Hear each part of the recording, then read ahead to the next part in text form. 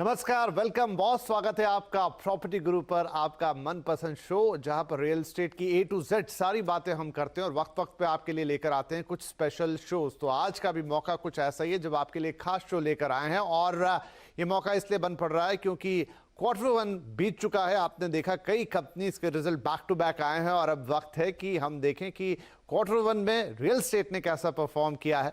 और उसके लिए एक रिपोर्ट हमारे साथ होगी जो कि property research firm lysis Foras ने जारी की है। Q1 में यानी कि अप्रैल के बाद जून तक किस तरह का परफॉर्मेंस आया है रियल एस्टेट के अंदर, उसका विस्तृत विवरण यहाँ पर, किस तरह से इन्वेंट्रीज का मैनेजमेंट रहा है, कैसे सेल्स रहे हैं, प्राइस पर क्या इम्पैक्ट आया है, तमाम चीज़ें। और क्योंकि ये कोरोना काल है, हमने देखा है कि चीज़ें लगातार बदल रही हैं, तो मार्केट्स भी लगातार बदल रहे हैं, तो रियल एस्टेट कितना बदला है इसका विश्लेषण आज होगा। तो रिपोर्ट आई है लाइसिस फोरास की तरफ से, इसलिए हमारे साथ लाइसिस फोरास के MD पंकज कपूर साहब मौजूद हैं जो रिपोर्ट के बारे में बताएंगे और इस रिपोर्ट का एनालिसिस करेंगे। हमारे साथ मौजूद है देश के जाने माने डेवलपर हीरानंदानी ग्रुप के फाउंडर और चेयरमैन निरंजन हीरानंदानी जी, जो कि नेरेडको के भी नेशनल प्रेसिडेंट है। आप दोनों का ही बहुत बहुत स्वागत है। तो आइए इस बातचीत की शुरुआत करते हैं। निरंजन जी और पंकज जी, आप दोनों का स्वागत है। इस रिपोर्ट को अगर पंकज जी मैं इसके हाइलाइट्स पढ़ूं तो आप लिख रहे हैं कि जो पिछला क्वार्टर था उसके मुकाबले इस क्वार्टर में सेल्स जो है वो डिप कर गए बाय 18%। हमने इससे पहले के क्वार्टर में बात की थी और थोड़ी सी आशंकाएं जताई थी कि आगे चलते हुए कुछ इस तरह का सिनेरियो बनेगा। अब ये 18% आपके हिसाब से अच्छा है, on the line of expectation है, जरूरत से ज्यादा हो गया, या हम इससे संतोषपरक मान सकते हैं? नहीं, मेरी तो जो एक्सपेक्टेशन थी उससे काफी अच्छा मार्केट ने बिहेव किया, क्योंकि आपने देखा कि सेकेंड वेव आई कोविड की, जिसने इंडिया के पॉपुलेशन को बहुत ज़्यादा इम्पैक्ट किया और कम से कम आधा क्वार्टर जो है वो लॉकडाउन में निकल गया। उसके बावजूद भी अगर मार्केट में 18% का डिक्लाइन होता है ओवरऑल सेल्स के पॉइंट ऑफ व्यू से, तो ये बहुत ही अच्छा अंडर करंट ऑफ डिमांड दिखा रहा है मार्केट के अंदर। और आपको ये भी देखना पड़ेगा कि महाराष्ट्र में जो एक मेजर कंट्रीब्यूटर रहा मार्च क्वार्टर के अंदर सेल्स का, करीब 60% जो सेल्स आई वो पूना और मुंबई से आई थी, ऑल टॉप 8 सिटीज की। वहां पे स्टैम्प ड्यूटी का जो कंसेशन था उसके ना होने के बावजूद भी अगर ओवरऑल टॉप 8 सिटीज के अंदर केवल 18% का डिक्लाइन दिखाई देता है, तो मेरे हिसाब से ये बहुत ही अच्छा मार्केट दिखा रहा है। एक काफी अच्छी डिमांड का फ्लो है और वो कंटिन्यूअस रहा। जो जिस तरीके का डिप देख रहे थे वो हमें नहीं मिला। अगर आप पिछला क्वार्टर, पिछले फाइनेंशियल ईयर्स में फर्स्ट क्वार्टर देख लीजिए, जब हमारा कोविड की फर्स्ट वेव ने हमको हिट किया था, तो हमारी सेल्स 67% डाउन हो गई थी प्री कोविड टाइम से। और हमने मार्च क्वार्टर में प्री कोविड लेवल को टच किया। उसके बाद सेकेंड कोविड की वेव जो इतनी इम्पैक्टफुल थी, जिसने इंडिया को झिझोर दिया था, उसके बावजूद अगर 18% का ही डिक्लाइन होता है, तो मुझे ये दिखता है कि ये रियल एस्टेट के बारे में और यहाँ की डिमांड के बारे में बड़ा अच्छा एक डायरेक्शन है। और गोइंग फॉरवर्ड मुझे लगता है जैसे जैसे ये अरेस्ट हुआ है और अगर गवर्नमेंट इंसेंटिव्स फर्दर लेके आती है, तो मुझे लगता है एक बड़ी हेल्दी कर्व की तरह रियल एस्टेट मोड। तो आप कह रहे हैं कि on the line of expectation है, बल्कि जितनी आशंका आपको थी उससे बेहतर परफॉर्म किया मार्केट में। अब इस पे एक्सपर्ट राय लेते हैं। निरंजन जी, तो पंकज सर ने तो रिपोर्ट बनाई है, लेकिन आपने इसको फर्स्ट हैंड एक्सपीरियंस किया होगा। आपके सेल्स के आंकड़े, मार्केट के सेल्स के आंकड़े क्या कहते हैं? हाँ, किस स्टेज में है अभी इस समय रियल एस्टेट, अगर हम प्रीवियस टाइम से कंपेयर करें? पंकज जी सही बता रहे कि कोविड की सेकेंड वेव बहुत भयानक रही हुई है और लोग काफी परेशान थे। तो हम जो सेल्स देख रहे हैं इस क्वार्टर की, तो वो उसके ऊपर जो था और उसके ऊपर इतना सेल होना बहुत ही अच्छा रहा है। और आगे हम देख रहे हैं कि वो कॉन्फिडेंस कंटिन्यू हो रहा है। लोग जो पहले वर्क फ्रॉम होम कर रहे थे, अब पार्शियल वर्क फ्रॉम होम चल रहा है, लेकिन लोग ये अपेक्षा रख रहे हैं हमें अच्छा घर चाहिए और लोग खरीद रहे हैं। तो हम देखेंगे कि लोग अपग्रेड कर रहे हैं। जो 1 बेडरूम में रहते थे वो अभी 2 बेडरूम में रहते हैं, 2.5, 3 बेडरूम में जा रहे हैं। वो ज्यादा अच्छे घर देख रहे हैं। तो ओवरऑल जो सेंटिमेंट रहा, जो पहले 2020 में सेंटिमेंट डाउन हो गया था, वो अब सिर्फ ये स्टैंप ड्यूटी के ऊपर थोड़ा कुछ बढ़ गया, बहुत कुछ बढ़ गया, जो है मेरे अंदाज से फिर वापस आ रहा है ये सेकेंड वेव का पूरा होने के कारण। राइट, चलिए, तो मार्केट में क्या हेल्दी रिवाइवल देखने को मिल रहा है। पंकज साहब, आपकी रिपोर्ट ये भी कहती है कि इतना सब कुछ होने के बाद हमने देखा कि लास्ट जो 2 क्वार्टर गए पिछले साल के, वहां पर काफी बढ़िया सेल्स आए थे और उस दौरान काफी जो पाइल अप स्टॉक था वो निकला और उसके बाद नए लॉन्चेस की भी बातें हुई क्योंकि अब स्टॉक अगर निकला, लेकिन आपकी रिपोर्ट कह रही है कि अभी भी अराउंड 48 मंथ्स का इन्वेंट्री है। इस इन्वेंट्री को कैसे समझे? देखिए, ये अगर आप मार्केट में देख लीजिए तो 95 इस वक्त 97% जो इन्वेंट्री है वो 93% जो इन्वेंट्री है वो अंडर कंस्ट्रक्शन में है। वेरियस स्टेज ऑफ कंस्ट्रक्शन है कि कुछ नए रिसेंटली लॉन्च हुए हैं और कुछ एक डिफरेंट स्टेज ऑफ कंस्ट्रक्शन है, क्योंकि over a period of time sales होती रहती है। रेडी इन्वेंट्री कुछ 7% के करीब थी, लेकिन आपको ये देखना पड़ेगा कि रेडी इन्वेंट्री है क्योंकि ज्यादातर ग्राहक रेडी माल खरीदना चाहते हैं। तो अगर आप सेल्स का कंपोजिशन देख लीजिए तो 25% से 27% की सेल्स जो आ रही है वो रेडी इन्वेंट्री से आती है और बाकी जो बची हुई है वो अंडर कंस्ट्रक्शन है। तो अंडर कंस्ट्रक्शन में थोड़ा स्ट्रेस दिख रहा है और 9 लाख यूनिट की अनसोल्ड इन्वेंट्री इस वक्त टॉप 8 सिटीज के अंदर है। 48 मंथ्स ये सर्टेनली बताता है कि आज भी इन्वेंट्री ओवरहैंग है, वो अनसस्टेनेबल है। एक सस्टेनेबल रीजनल लेवल की मंथ्स इन्वेंट्री 15 से 20 मंथ की होनी चाहिए। तो अगर आप रेडी यूनिट के अंदर मंथ्स इन्वेंट्री देखिए तो केवल 17 मंथ है। तो वो एक एफिशिएंट स्टेट के ऊपर चल रहा है, लेकिन अंडर कंस्ट्रक्शन प्रॉपर्टीज के अंदर जो है जो इन्वेंट्री ओवरहैंग है वो बहुत ज्यादा है और थोड़ा सा अंडर कंस्ट्रक्शन की तरफ जो है कंज्यूमर की डिमांड कम है। दो रीजन है। एक तो उसमें एग्जीक्यूशन रिस्क दिखता है, पास्ट में डिफॉल्ट रहे हैं बिल्डर के, जहां डिलेज होते हैं तो एग्जीक्यूशन रिस्क लेकर को देख के लोग बाग थोड़ा उससे दूर हटते हैं। और उसके अलावा जो जीएसटी है अंडर कंस्ट्रक्शन पे जो अप्लाई होता है वो भी एक बड़ा डिमोटिवेटिंग फैक्टर होता है। तो जो आज का जो ग्राहक है वो रेडी इन्वेंट्री बिल्डर से या फिर रीसेल मार्केट में उधर की तरफ उसका ज्यादा रुझान है। तो इन्वेंट्री ओवरहैंग अभी भी 48 मंथ्स है, जो ओवरऑल ये बताता है कि प्राइसिंग पे प्रेशर रहेगा और हमें रिक्वायरमेंट है सेल्स को और बढ़ने की। आज अगर हमारे पास 9 लाख यूनिट की इन्वेंट्री है तो हमारे पास स्कोप है सालाना सेल्स का 4.5 लाख यूनिट तक पहुंचने का। अभी हमारी सेल्स करीब आज के लेवल के ऊपर हम देखें तो हम उसके आधे लेवल के ऊपर पहुंचे हैं। तो यहाँ से हम डबल सेल्स कर सकते हैं, ये मार्केट दर्शा रहा है, to make it sustainable and healthy real estate market. ठीक है, तो डबल सेल्स भी आ जाएं तो उतना भी एपेटाइट है मार्केट के पास। निरंजन जी, आप हमें ये बताइए कि दोनों तरह की चीजें हैं। ज्यादातर लोग नेचुरली रेडी इन्वेंट्री खरीदना चाहेंगे क्योंकि आप जैसे ही पेमेंट करें और घर मिल जाए तो इससे बढ़िया क्या। लेकिन हमने ये भी देखा कि ड्यूरिंग कोविड टाइम्स सेल्स को थोड़ा इंप्रूव करने के लिए डेवलपर्स ने काफी attractive prices the under construction में। तो क्या उस तरफ भी लोगों का रुझान है जहां पर उन्हें लगता है कि ठीक है 3-4 साल बाद मुझे घर मिल रहा है लेकिन ये अब वो कीमत मिल रही है जहां पर मैं अफोर्ड कर सकता हूं? विपिन जी, 2 बातें कहना चाहता हूं। आप देखेंगे कि लियास फोरेस की जो रिपोर्ट है फर्स्ट क्वार्टर 2021 में 109 मंथ्स की एवरेज इन्वेंट्री दिखा रही और आज की तारीख में 48 मंथ्स की इन्वेंट्री दिखा रही। तो हम देखें कि ये कोविड के समय में भी ओवरऑल देखें तो अब्सॉर्प्शन जो इन्वेंट्री की रही है वो बहुत बेहतरीन रही। और जैसे अभी पंकज जी ने बताया, काफी जो पोर्शन है वो अंडर कंस्ट्रक्शन है। अभी जो अंडर कंस्ट्रक्शन का जो मटेरियल है, जो आपका प्रश्न है, उसमें जो ब्रांडेड कंपनीज हैं जहां उनकी रेपुटेशन है प्रोजेक्ट कंप्लीशन करने में, वो फाइनेंशियली साउंड है, उनके रिकॉर्ड सही है, तो और वो रेरा में भी काफी रजिस्टर्ड सही तरीके से कर रहे हैं और डिलीवरी दिख रहा है, तो वहां सेल्स है अंडर कंस्ट्रक्शन ऑल्सो।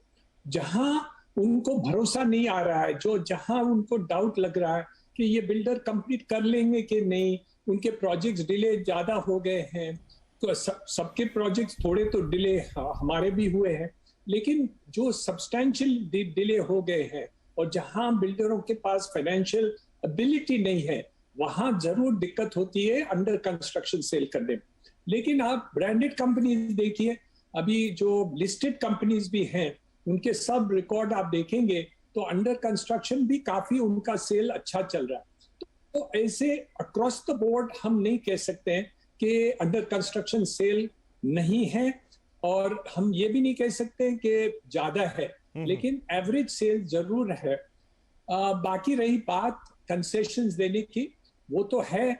जहां बिल्डरों के पास ज्यादा इन्वेंट्री पड़ी है तो नेचुरली वो डील्स कर रहे हैं, और जहां अभी डील्स अभी स्टॉक कम हो गए हैं वहां हम प्राइस बढ़ा भी रहे हैं।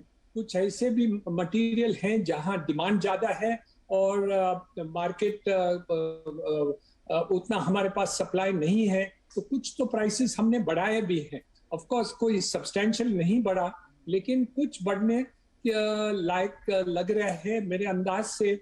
Cost of steel, cost of raw material सब बढ़ गए हैं। मेरे अंदाज से अगले 6 महीने में नक्की आप देखेंगे कि कुछ प्राइस इंक्रीज होने वाली है ये सेगमेंट। राइट। तो पंकज जी, लगे हाथों, क्योंकि आपने भी प्राइसिंग की बात की थी, अकॉर्डिंग टू रिपोर्ट क्या क्वार्टर टू क्वार्टर चेंज है, और जैसा निरंजन जी कह रहे हैं कि अगले 2 क्वार्टर में हो सकता है कि there will be a price rise? Selected builders can increase, but overall market और across जितनी भी इन्वेंट्री दिख रही है पूरे मार्केट के हिसाब से इन्वेंट्री ओवरहैंग्स बता रहा है कि बढ़ने नहीं चाहिए, क्योंकि हमें और ज्यादा वेलोसिटी की जरूरत है एक सस्टेनेबल लेवल पे पहुंचने के लिए। और मैं ये भी इनकार नहीं करूंगा कि इनपुट कॉस्ट बढ़ गई है तो बिल्डर उसको भी पास करेगा, लेकिन हमारी जो आज की स्थिति है इन्वेंट्री ओवरहैंग देखते हुए, क्योंकि हमारे पास अगर 93% स्टॉक जो है अंडर कंस्ट्रक्शन में है, हमारे पास ब्रांडेड और सक्षम डेवलपर जिनके पास अगर कैपेबिलिटीज है कैश फ्लोज की और एडिक्वेटली कैपिटलाइज्ड है, वो एक लिमिटेड है। ओवरऑल मार्केट के अगर हम पॉइंट ऑफ व्यू से देखें तो आज ये सारी इन्वेंट्री 15,000 डेवलपर से आ रही है। वो 15,000 डेवलपर में छोटे मिड साइज के ब्रांडेड और लार्ज सब तरीके के बिल्डर हैं। सेलेक्टेड बिल्डर के पास शायद स्कोप है कि वो कुछ प्राइस बढ़ा दें, जिनके पास रेडी इन्वेंट्री है वो प्राइस बढ़ा दें, लेकिन मुझे नहीं लगता कि अक्रॉस बोर्ड ये इतना स्कोप है। अगर होगा भी तो शायद इन्फ्लेशन के लेवल तक का प्राइस इंक्रीज हो जाएगा, जो पहले हमने देखा है कि एक एक्सूरेंस साइकिल थी जहाँ पे सालाना 20%, 25% जो भाव बढ़ते थे, वैसा मुझे रिजीम आता हुआ बिल्कुल नहीं दिख रहा है, और ऐसा होना भी नहीं चाहिए, क्योंकि बहुत एसेंशियल है कि सेल्स बढ़े।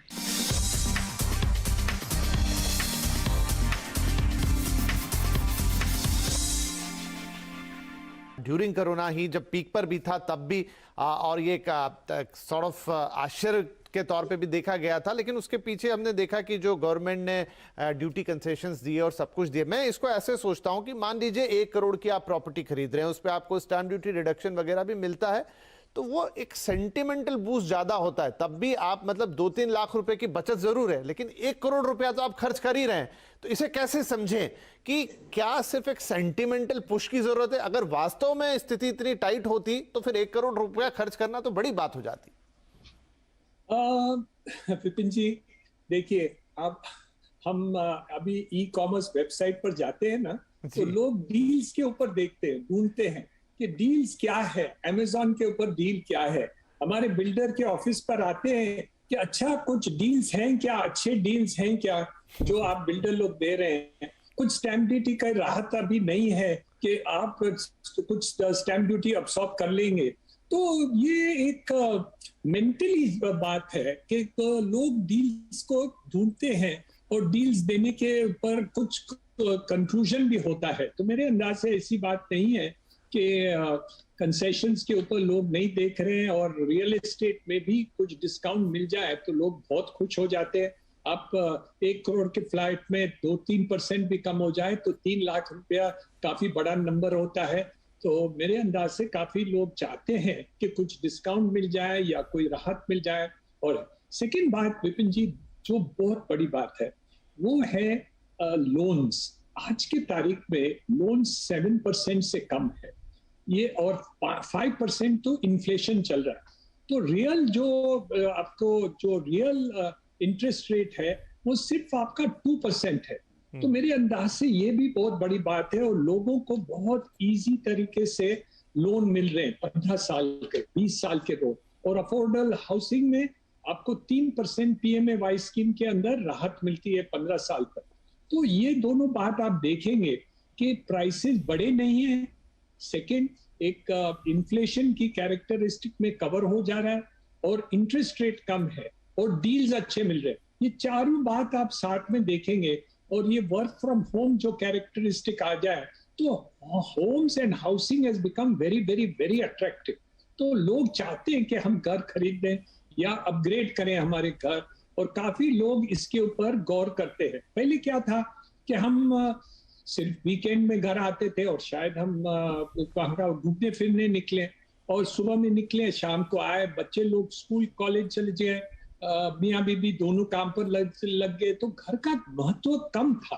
आज की तारीख में ये वर्क फ्रॉम होम 1.5 साल के ये 2 राउंड्स ऑफ कोविड के बारे में घर की महत्व बढ़ गई है। इसलिए मैं देख रहा हूँ कि जो रेडी स्टॉक है वो जल्दी से जल्दी जा रहा है, लेकिन अंडर कंस्ट्रक्शन भी लोग चाहते हैं, और अपग्रेड भी करना चाहते हैं। ये दो तीनों बात के कारण डिमांड कंटिन्यू हो रहा है, और मैं अपेक्षा रख रहा हूं कि ये कंटिन्यू रहेगी।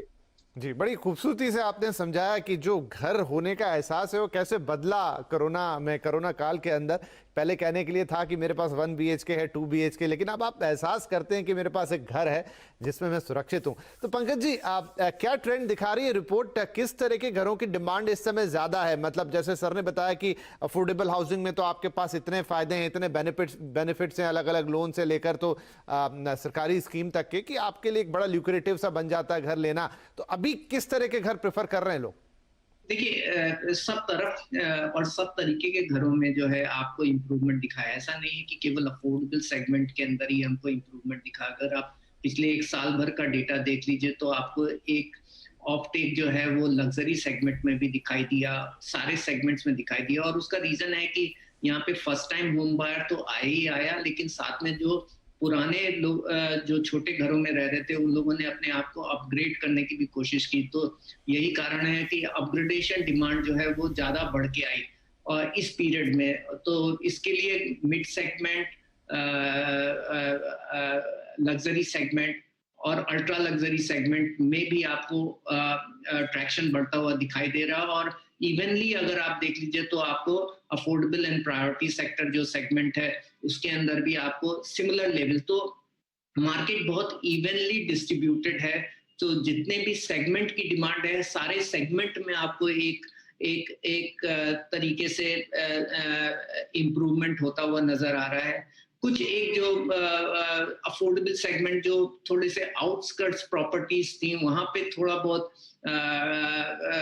परसेंटेज वाइज डिक्लाइन दिखाई दिया, लेकिन जितनी भी एंड यूजेबल प्रॉपर्टीज हैं जहाँ पे जो हैबिटेबल लोकेशन के ऊपर हैं और आदमी घर जा करके रह सकता है एक पीरियड में, और जो करंट लोकेशंस हैं वहां पे आपको हर एक सेगमेंट के अंदर इम्प्रूवमेंट होता हुआ दिखाई दे। बढ़िया है। अब यहां से थोड़ी फॉरवर्ड लुकिंग बातचीत कर लेते हैं। निरंजन सर, अभी तक का वक्त तो हमने जो देखा, आगे के प्रेडिक्शंस हैं कि third layer about to hit है और अक्टूबर में उसका पीक हो सकता है, लेकिन ये भी लगता है कि हम पहले से वेल प्रिपेयर्ड हैं, हमारी स्वास्थ्य सेवाएं हो जाएं या इम्यूनाइजेशन हो जाए, काफी बड़ी जनसंख्या को टीका लग गया है और आगे भी ये प्रोग्राम काफी तेजी से चल रहा है। तो इन सब के बीच आने वाले 1 से 2 क्वार्टर आपको रियल एस्टेट के लिए कैसे लगते हैं? आपने जो बातें कही वो एब्सोल्युटली हम भी सहमत हैं कि वैक्सीनेशन के कारण लोग ऑक्सीजन की सब इंतजाम हॉस्पिटल्स में किए हुए हैं, दवाइयाँ, बेड्स, ऐसे सब जो इंतजाम किए हुए हैं। मेरे अंदाज से थर्ड वेव की जरूर आएगी, लेकिन मुझे नहीं लगता है कि वो ज्यादा नुकसानदारी होगी। मेरे अंदाज से हाउसिंग क्षेत्र का ये sector next half year, next 6 months आप तेजी देखेंगे इन वॉल्यूम। डेफिनेटली प्राइसेस जैसे पंकज जी ने कहा अक्रॉस द बोर्ड शायद नहीं इंक्रीज करें, लेकिन कुछ सेक्टर्स में जहां स्टॉक्स खत्म हो गए हैं या अवेलेबिलिटी कम हो गई है, वहां आप जरूर कुछ प्राइसेस और दाम जरूर बढ़ेंगे। और अफोर्डेबल हाउसिंग सेगमेंट में, क्योंकि construction cost is a large portion of total cost, वहां मुझे लगता है कि प्राइसेस इंक्रीज नहीं हो तो फिर उनकी प्रॉफिटेबिलिटी कम हो जाएगी, आपको ज्यादा उस सेक्टर में प्रोडक्शन नहीं देखेंगे, क्योंकि स्टील, सीमेंट वगैरह वगैरह जो दाम बढ़ गए हैं, वहां एक मार्जिन भी बहुत कम हो गया है और लोग वो सहन नहीं कर सकेंगे, डेवलपर भी बना नहीं सकेंगे। तो ये जहां सप्लाई कंस्ट्रेंट हो जाएगा नेक्स्ट 6 महीने के अंदर, उसके कारण कुछ दाम बढ़ सकते हैं, लेकिन डिमांड जरूर बढ़ेगी। ओवरऑल ग्रोथ रहेगी, अब बहुत ज्यादा नहीं, लेकिन सेटिस्फैक्टरी लेवल पे जिस तरह के समय में हम है, और उसमें हाउसिंग की भी डिमांड बढ़ती हुई दिखेगी। पंकज सर, आप अपनी 1 से 2 आने वाली रिपोर्ट्स को कैसे देख रहे हैं, कोई प्रोजेक्शन? देखिए, मेरे हिसाब से तो इम्प्रूवमेंट दिखेगा और मैं बिल्कुल सहमत होता हूँ जो निरंजन सर बोल रहे हैं। मुझे इम्प्रूवमेंट होता हुआ दिख रहा है। प्राइसिंग में मैं यही बोलूंगा कि एक सेलेक्टेड बिल्डर्स और सेलेक्टेड माइक्रो मार्केट में थोड़ा बहुत इम्प्रूव आपको भाव बढ़ते हुए दिखे, वो भी मॉडरेट इंक्रीज दिखाई देगी, बट वॉल्यूम्स जो है वो बढ़ते हुए नजर आएंगे गोइंग फॉरवर्ड। चलिए, तो रियल एस्टेट के लिए आने वाला वक्त एक सेटिस्फैक्टरी वक्त हो सकता है। हम जिस लाइन ऑफ थॉट पे सोच रहे हैं, शायद वैसी चीजें होती हुई नजर आए। आशंकाएं बहुत सारी बनी रहेंगी, क्योंकि जिस वक्त में हम हैं कोरोना के, वो आशंकाओं से भरा हुआ है, लेकिन हमें पॉजिटिव ही सोचना चाहिए। तो जैसा निरंजन सर भी कह रहे थे कि तीसरी वेव आती भी है तो इतनी डिवास्टेटिंग नहीं होगी, इतनी खराब नहीं होगी जैसे हमने पहले 2 बार में देखा, और ये इसके भी हम थ्रू जाएंगे। और तमाम रिपोर्ट्स हैं जो वर्ल्ड बैंक से लेकर तमाम दूसरे इकोनॉमिक इंस्टीट्यूट से आती हैं, वो बताती हैं कि ग्रोथ पाथ पे ही हम हैं, और उसका हिस्सा रियल एस्टेट भी बनने जा रहा है। और पंकज जी को भी ऐसी ही उम्मीद है आने वाले 1 से 2 क्वार्टर में। तो डेफिनेटली घर खरीदारों के लिए भी यही रहेगा। बाकी कहाँ प्राइसेस बढ़ेंगे, कहाँ इन्वेंट्री अवेलेबल रहेगी, किस तरह के स्कीम्स निकलते हुए रहेंगे, कहाँ आपको बेहतर डील्स मिलेंगी, ये सारी चर्चा आई होप कि आपने अच्छे से एब्जॉर्ब की होगी। और हम आगे चलते हुए उम्मीद करते हैं कि इन सब के बीच में आपको भी अपना घर खरीदने का मौका जरूर मिलेगा। तो आप दोनों ही महानुभावों का आज के कार्यक्रम में शामिल होने के लिए और विस्तार से इन सारी बातों पर चर्चा करने के लिए शुक्रिया, और दर्शकों का भी बहुत शुक्रिया कि आपने इतने धैर्यपूर्वक हमें सुना। आपसे यही निवेदन है कि बाहर जाते समय अपने स्वास्थ्य का ख्याल रखें, और घर के अंदर भी जो एहतियात बरतने हैं उन्हें बिल्कुल ना भूलें। नमस्कार, स्टे सेफ।